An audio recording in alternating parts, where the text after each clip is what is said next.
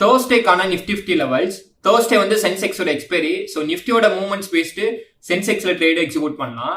எக்ஸாக்டா நாம எதிர்பார்த்த 150 சப்போர்ட் லெவல வந்து நிஃப்டி வந்து டுடே வந்து ரீச் பண்ணிருக்கு. ஒரு 2 டேஸ்க்கு அப்புறம் 150ல வந்து சப்போர்ட் எடுத்து நிஃப்டி அப் ட்ரெண்ட் போயிருக்கு.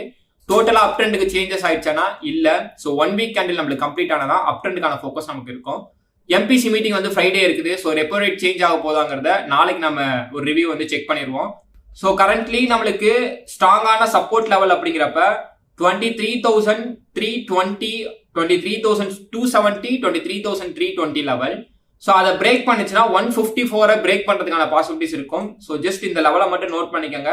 320யும் 270யும் சப்போர்ட் லெவல். ரெசிஸ்டன்ஸ் லெவல் அப்படிங்கிறப்ப 23,450, நெக்ஸ்ட் 23,600 தான் ஸ்ட்ராங்கான ரெசிஸ்டன்ஸ் லெவல். 320க்கு பிலோ மார்க்கெட் சஸ்டெயின் ஆகுது அப்படின்னா நம்ம செல் ஃபோக்கஸ் பண்ணலாம்.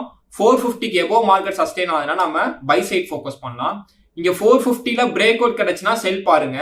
அதுவும் நம்ம 320 வரைக்கும் ஃபோக்கஸ் பண்ணலாம். 450ல டவுன்ல ஓப்பன் ஆகி அப் ட்ரெண்ட் பிரேக் அவுட் கிடைச்சுன்னா நீங்க ரீட்ரெஸ்ட் எடுத்து 600 வரைக்கும் அப் ட்ரெண்ட் ட்ரேட் வந்து ஃபோக்கஸ் பண்ணலாம். இந்த மாதிரி டெய்லி லெவல்ஸ் தெரிஞ்சுக்கிறதுக்கு நம்மளோட பேஜை ஃபாலோ பண்ணி வச்சுக்கோங்க. மறக்காம நாளைக்கு லைவ் வந்து அட்டென்ட் பண்ணி ப்ராஃபிட்டபிள் ட்ரேடரா மாறுங்க.